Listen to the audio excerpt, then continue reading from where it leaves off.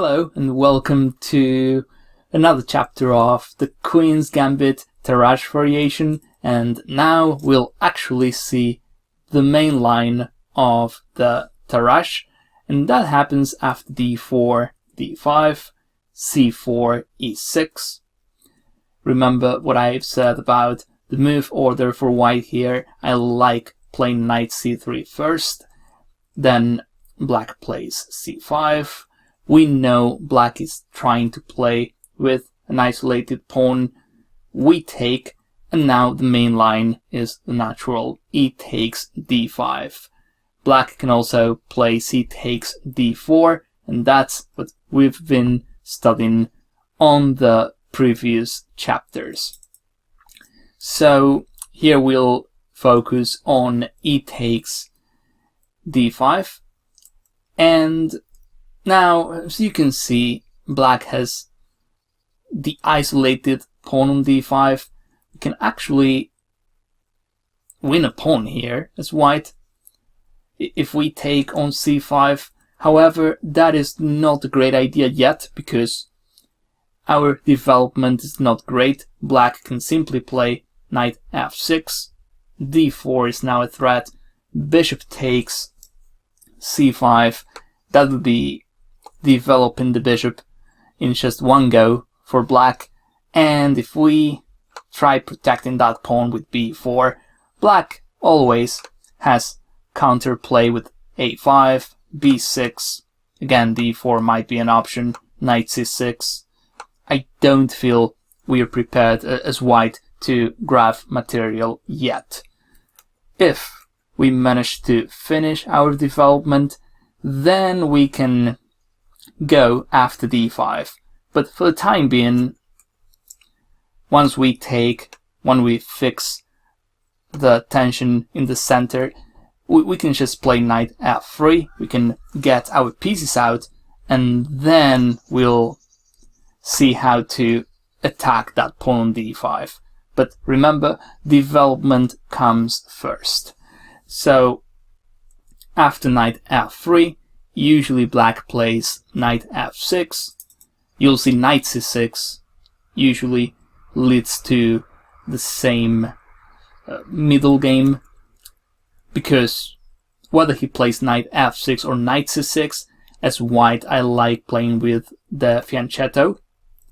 And then once we get our pieces out, then we'll see the line. I like playing for white here. Bishop e7. Usually as white we wait before taking on c5, because if we take right away, let's say if we take here for instance, then black gets the bishop out in just one step. On the other hand, if we wait and black plays something like bishop e7 or bishop d6, then we can take on c5, and black here is playing bishop takes pawn in 2 steps. So there's a huge difference. Just one tempo in the opening means a lot, and here white is one move ahead. So that is a concept we should always remember.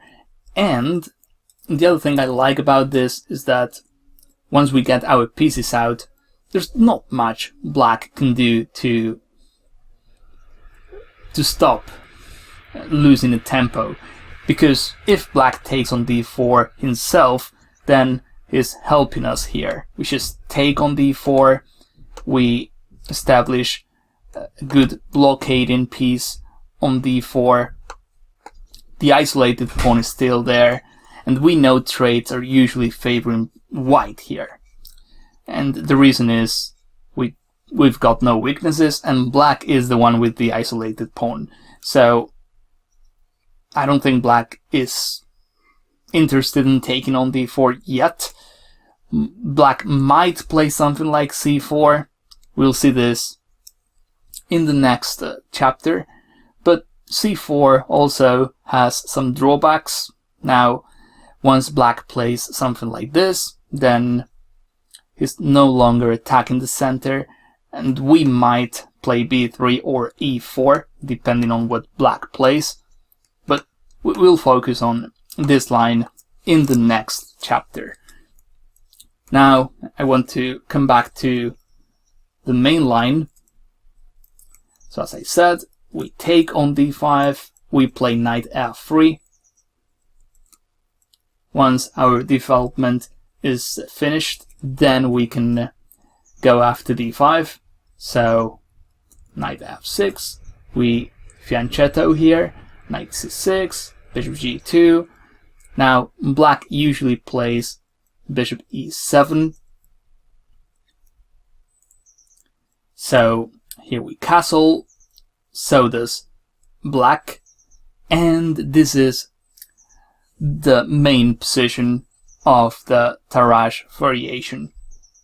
So first let me show you the most popular line, and then I'll tell you the line I like playing as white. So if you look at this position in any database, you'll find out that bishop here is by far the most played move. And it makes a lot of sense. We're trying to take the knight. In a way, we're putting more pressure on d5.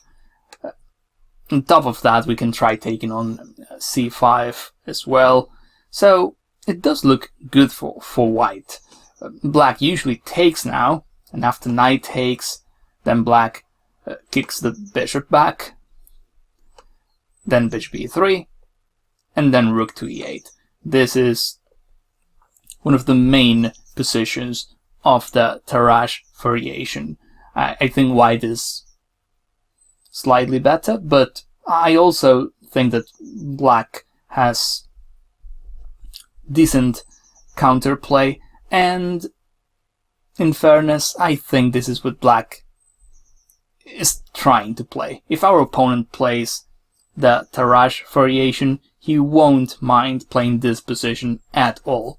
It's true that black still has the isolated pawn, but our opponent could have other ideas.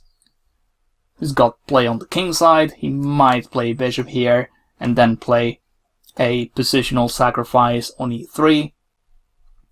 And again, white's better, yes, but our opponent is more than likely to know the theory here. So my plan is to get a position with the same advantages we've got here, but trying to deviate our opponent from the main line, and I'm sure our opponents won't be that familiar with this move. Not bishop g5, but b3.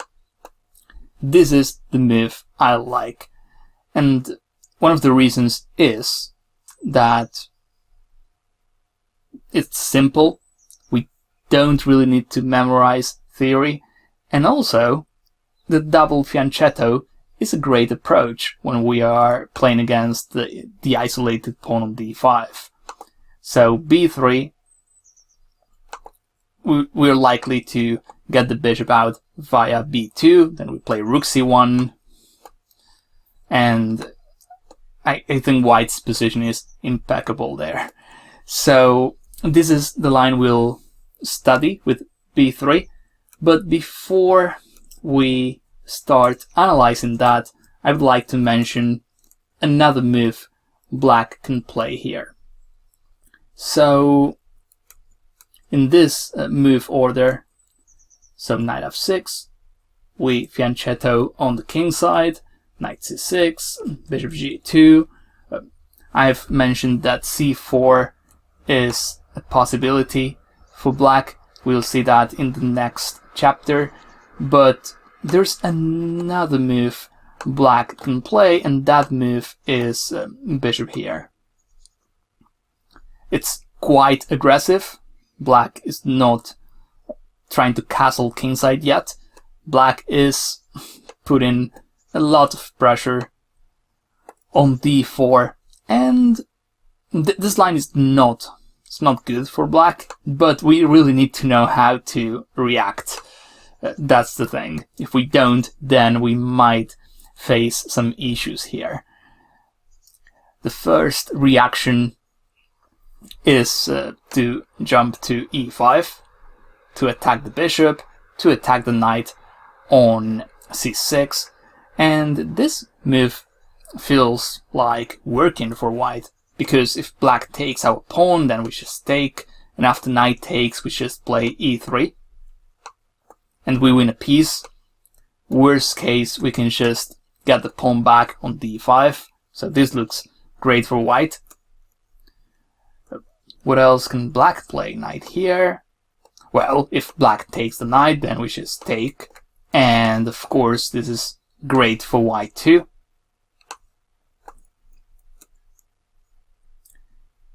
It feels like black is running out of moves here. Pawn takes, this is the critical line.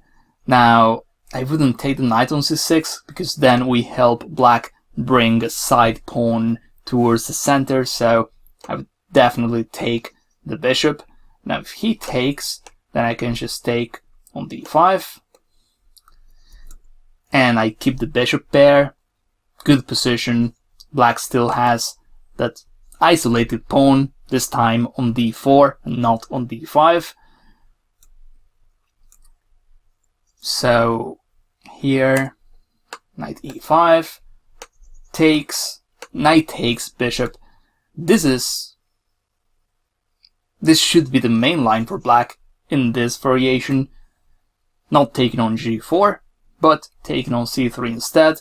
Now I would just take with check, queen takes, and black has an extra pawn at the moment, but if we take a look at white's position, we can see we are clearly better here. For a simple reason. Bishop pair, that position is quite open, and that's why our bishop pair is good. And also, that king is still on e8. We're just one move away from castling.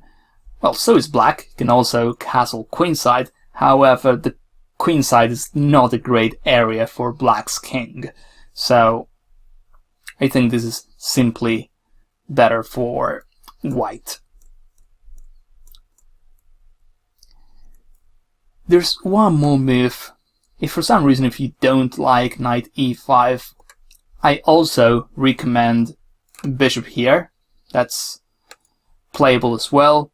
And just to give you an example, we don't really lose a pawn here. If black takes on d4, knight or pawn, then we just take back with the knight on f3. And if black takes here, then we can just take, and the thing is, the pawn on d5 is also hanging, and that knight on f6 is pinned. So bishop g5 also deserves attention. I think both lead to an advantage for white.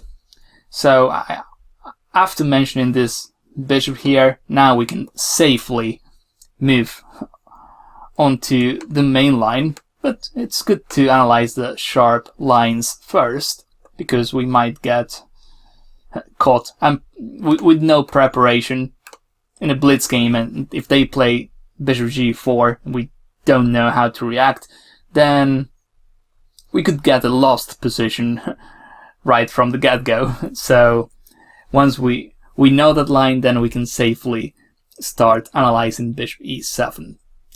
So, bishop there, castle, so does black, and here we play b3. I really like this approach, simple approach by white, and now let's take a look at what the moves black can play. So, after b3, in this position you'll find the game in the BGN files.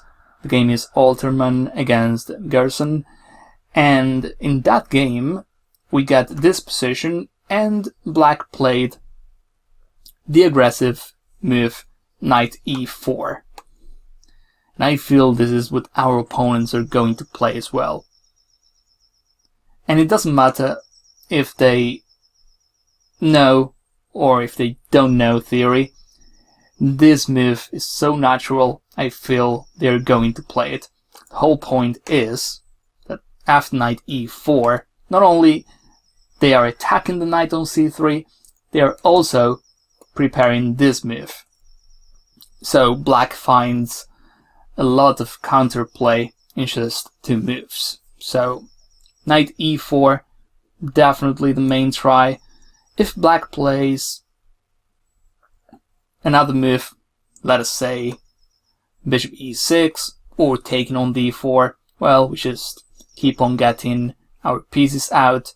Eventually we can take on c5 and play, can even do it now, and play knight a4, attacking the bishop. We play bishop b2 or bishop e3, depending on where that bishop goes, and rook c1.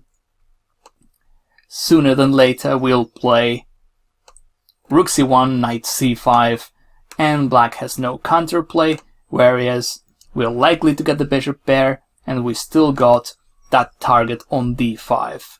So I don't think black can afford playing quiet moves here. Black needs to find something as soon as possible. So this is one move. The other move we'll consider is bishop here. Those are the two main moves for black. And before we study those, let me mention c4 as well. I don't like this move because we can simply take. Black takes as well. And now we see some imbalances in this position. Black could potentially have some passers on the queen side, but white, on the other hand, has some passers in the center, and here we just need to be careful and play the precise move a3. Why? Because if we play the natural d5, which looks great by the way, e4 is following, this looks winning for white almost. However, black has bishop b4 here, and we're likely to lose a pawn. I don't see how we can save the pawn here as white. If we move the knight on c3, then black simply takes on d5. And if we protect the knight, then black can take, and then after bishop takes, here black can take on d5. We might have some compensation here as white, but those extra pawns on the queen side are quite dangerous. So I wouldn't play this yet. After c4, I think we can just take. Pawn takes, we can play a3.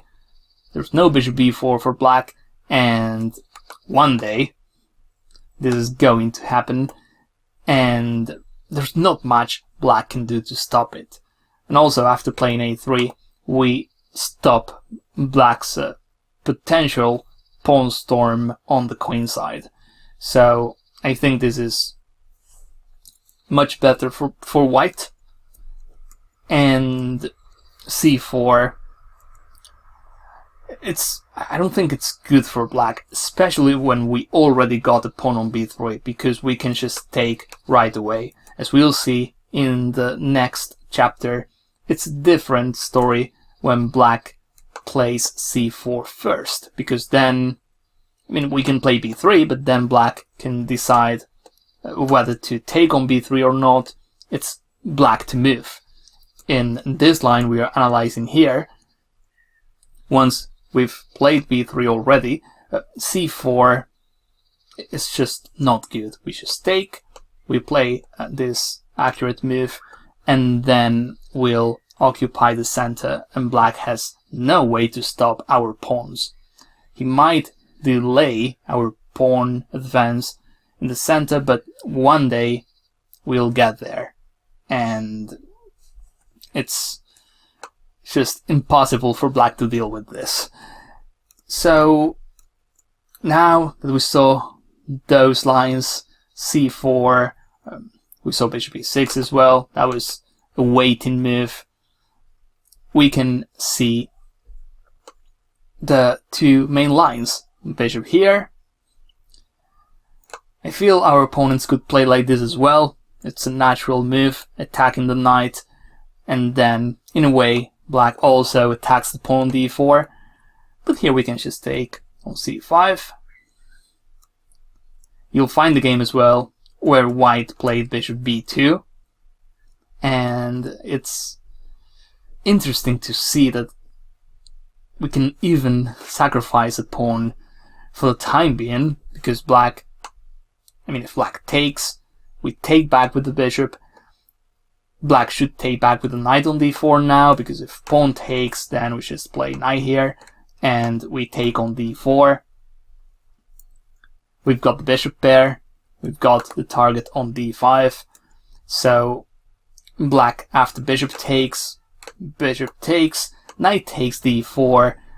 The key here is we just go back, and there's nothing black can do to stop e3, followed by knight takes d5. We get the pawn back, we keep two bishops, and black has no reasons to think he's equalizing here. In fact, that pawn on c5 is not great. That pawn makes bishop e7 a bad bishop, and this diagonal is going to be an issue for black. And if black moves the knight now, we simply take on d5. So we can simply play bishop b2 here, and black again is not winning a pawn. And the game I found where white took on c5, I also like it.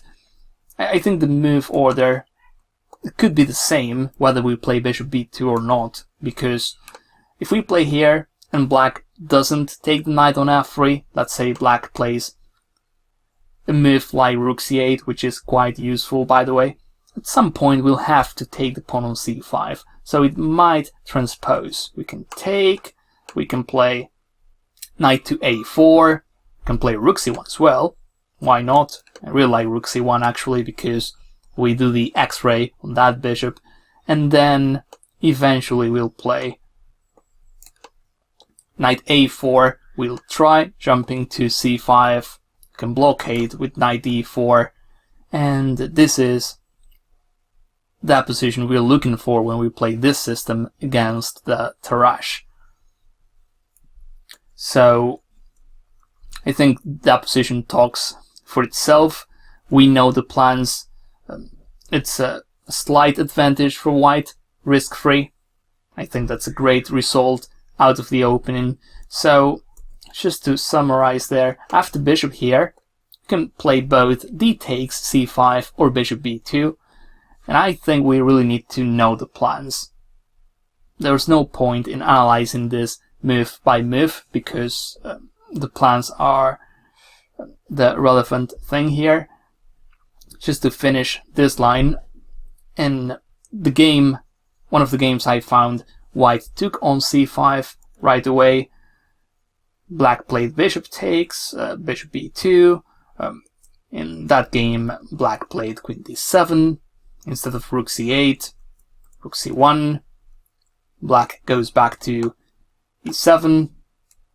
I think that's a prudent move, because that bishop there was hanging, and here white played knight d4. So this is excellent for white. The more we trade, the better it is going to be for us, especially the endgames. And as you'll see in this game, even if white doesn't play the best moves, we still get a great position. I don't think this is the best move for white, at least that's not what the engine says, but still, after knight takes, black in a way fixes the pawn structure, bringing a side pawn towards the center. However, now the c6 pawn is a weakness as well.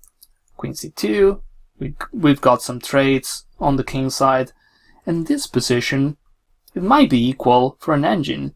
but from the human point of view, I think we still got some targets as white. We can try playing on the queen side.